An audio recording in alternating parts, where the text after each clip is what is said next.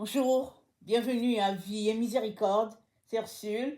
On est le 16 décembre 2025. Alors, je viens parler de Joël et le jour du Seigneur. Amen. Alors, quand on lit le livre de Joël, n'est-ce pas, on est saisi par ce que le livre de Joël nous dit. Et la description qui s'y passe est tellement terrifiante qu'on se demande bien, est-ce que quelque chose comme ça pourrait arriver, n'est-ce pas, sur la terre? Or, si Dieu a mis une prophétie, c'est parce que c'est arrêté et c'est quelque chose qui va arriver. Il y a des prophéties qui sont telles que, peu importe ce qu'on fera, c'est écrit, ça va arriver. Il y a d'autres encore où c'est les prophéties conditionnelles. Et si le peuple de Dieu se répand, alors la chose qui est prévue d'arriver n'arrivera pas. Et puis, le changement aura lieu. Parce que Dieu aura entendu les pleurs de son peuple se lamenter.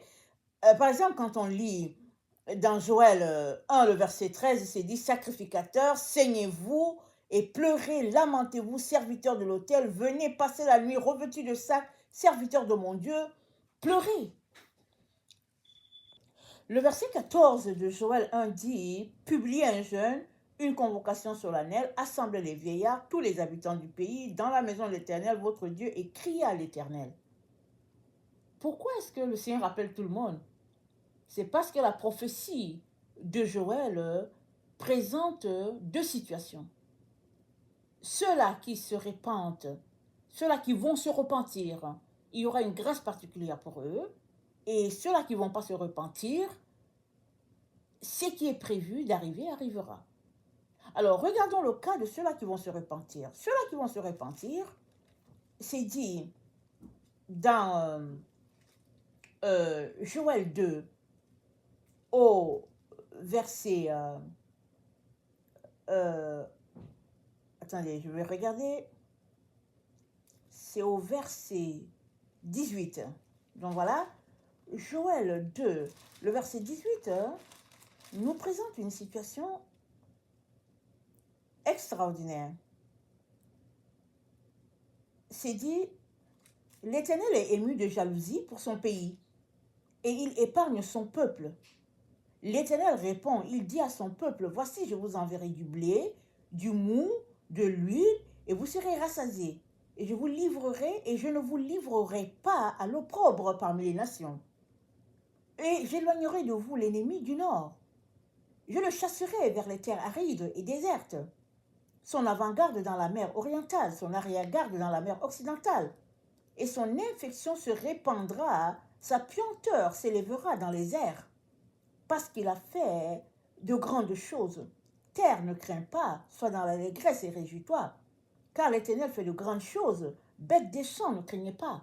Même les bêtes, c'est-à-dire que si le peuple se met à se répandre, à se repentir, pardon, même les bêtes sont préservées. Le Seigneur dit, bêtes, ne craignez pas. Car les plaines du désert reverdiront, les arbres porteront leurs fruits, le figuier et la vigne donneront des richesses, et vous, enfants de Sion, soyez dans l'allégresse, réjouissez-vous, car l'Éternel votre Dieu, car l'Éternel, réjouissez-vous en l'Éternel votre Dieu, car il donnera de la pluie en son temps. Il enverra de la pluie de la première et de l'arrière-saison. C'est-à-dire que tout le rattrapage sera fait. Et quand Dieu dit Sion, il parle de ses enfants. C'est-à-dire que tous ceux-là qui se réclament de Dieu, qui suivent le Seigneur Jésus, n'est-ce pas, ils font partie de Sion. Et puis Sion représente l'église de Jésus-Christ. Dieu dit, ne vous inquiétez pas. Pourquoi? Parce que ces gens-là se seront repentis.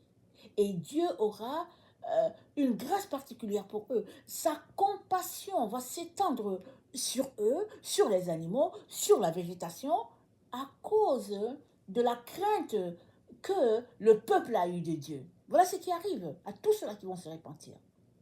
Par contre, Joël présente aussi la situation pour ceux-là qui refusent de se repentir. Alors regardons un peu, toujours dans Joël, dans le verset 2, c'est dit, devant lui est un feu dévorant. en arrière de lui une flamme brûlante.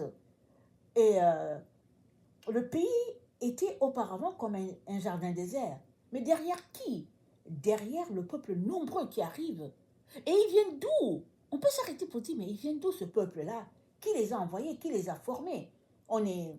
Et puis c'est dit, au verset 6, c'est dit, devant eux, les peuples tremblent, tous les visages pâlissent. Pourquoi? D'où vient ce peuple? Pourquoi les visages pâlissent-ils? Les visages pâlissent parce que ce peuple-là, ils viennent pour ravager. Ils viennent pour squatter. Ils viennent pour dévorer. Ils viennent pour arracher. Mais d'où viennent-ils? Qui les a envoyés? Comment ont-ils fait pour s'amener et puis s'installer? Qu'est-ce qui se passe? Alors, quand on lit le livre de Joël, on ne comprend pas très bien, n'est-ce pas, ce qui se passe. Mais aujourd'hui, avec les politiques sur la terre, la politique de la mondialisation et tout, on comprend que, n'est-ce pas, il y a eu tellement fluctuation de population, échange, immigration par-ci par-là, finalement, on se retrouve dans un méli-mélo de peuples, on est tous ensemble, mais on ne sait pas qui est qui. Alors, par avant, on pouvait dire, oh non, mais c'est le voisin, ici, je le connais depuis, je connais le grand-père et puis l'arrière-grand-père et tout. Mais avec les politiques d'immigration, on ne sait pas qui est qui. Il n'y a pas un pays, n'est-ce pas, qui est épargné, à moins qu'il y ait certains pays sur la Terre qui ont dit, nous, pas d'immigration. Mais les politiques d'immigration sont telles qu'il y a eu un méli-mélo de personnes et on ne sait pas qui est qui. Et ce qui est surprenant, c'est le verset et le verset 11 de Joël 2, ça dit, l'Éternel fait entendre sa voix devant son armée. Oh, ces gens-là, décrits dans Joël, font partie de l'armée de Dieu. On peut s'arrêter pour dire, Seigneur, comment est-ce possible? Comment ces gens-là font partie de ton armée? Mais c'est tout simplement que on appelle notre Dieu l'Éternel des armées célestes. Ça dit Dieu est l'Éternel des armées. Ceux-là qui sont avec lui, et l'Éternel des armées, ceux-là qui sont contre Dieu. Vous savez, il y a les anges qui obéissent à Dieu et les autres qui n'obéissent pas à Dieu. Mais Dieu est Dieu au-dessus de tout. Alors, il peut décider d'envoyer tel ange déchu en quelle direction, parce que comme il pratique déjà le mal, il peut l'envoyer en direction du mal. Puisque les anges ont décidé de désobéir, alors Dieu leur envoie à leur perversion. Alors, Joël 2 nous dit que cette armée-là est appelée l'armée de Dieu. En d'autres mots, ceux-là qui vont refuser d'obéir à Dieu, de se repentir, ils recevront la visite de cette armée-là. Et c'est terrifiant, tout ce qu'on entend qui adviendrait au peuple désobéissant.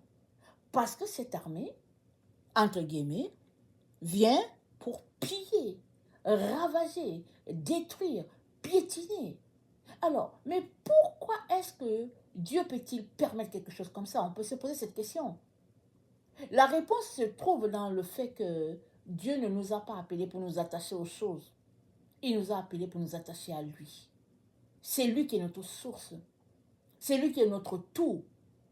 Alors, si, au lieu de t'attacher à Dieu, tu t'es attaché aux choses, alors Dieu va faire tout simplement que tu vas perdre ces choses-là. Peut-être qu'en les perdant, tu vas te tourner vers lui. Puisque ces choses t'empêchent d'entrer en communion avec Dieu, Dieu est tellement bon qu'il va dire, ok, on va lui arracher ces choses-là, on va lui donner l'occasion de ne plus les avoir. Peut-être que là, il va se mettre à se lamenter, à pleurer, et puis je vais venir le sauver.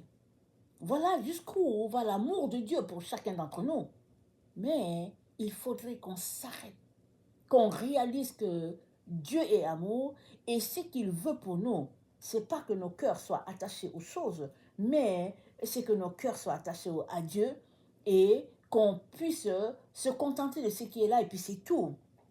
Amen. Et dans le verset 26, Dieu dit à ceux-là qui lui obéissent, vous mangerez, vous vous rassasierez et vous célébrerez le nom de l'Éternel, votre Dieu, qui aura fait pour vous de prodiges. Et mon peuple ne sera plus jamais dans la confusion. et vous saurez que je suis au milieu d'Israël, que je suis l'Éternel votre Dieu, et qu'il n'y a point d'autre, et mon peuple ne sera plus jamais dans la confusion. Quand Dieu dit, je serai au milieu d'Israël, il est en train de dire, vous saurez que je suis au milieu de vous. Et pourquoi est-ce que le peuple de Dieu ne sera plus dans la confusion? Il ne sera plus dans la confusion parce que Dieu n'a rien contre le fait que tu aies des choses dans ta maison. Mais il a contre que ces choses-là prennent ton cœur. Et quand il te parle, tu n'as pas d'oreille pour écouter. Et puis tu n'entends pas. Et ces choses-là t'ont éloigné de Dieu. Alors Dieu dit, ok, c'est mon enfant, c'est ma fille, je l'aime. Alors je vais l'aider à la débarrasser de ces choses-là afin que maintenant, avec une maison vide, alors elle va me chercher. Il va me chercher. Ça, c'est l'extrême. Et ce qui est en arrière, c'est le cœur d'un père qui veut racheter ses enfants. Amen. Alors, je viens nous encourager à nous tourner vers Dieu maintenant que c'est encore le temps. Maintenant qu'il nous appelle à nous tourner, tournons-lui vers lui. Parce qu'il dit dans sa parole, qui est-ce qui est en train d'entendre le son de la trompette? Est-ce que tu entends le son de la trompette? Alors, si tu l'entends, mets-toi sur le chemin de la repentance et Dieu va venir et il va guérir et il va restaurer. Amen. Que le Seigneur bénisse sa parole. Amen et alléluia. Soyons tous bénis. Amen.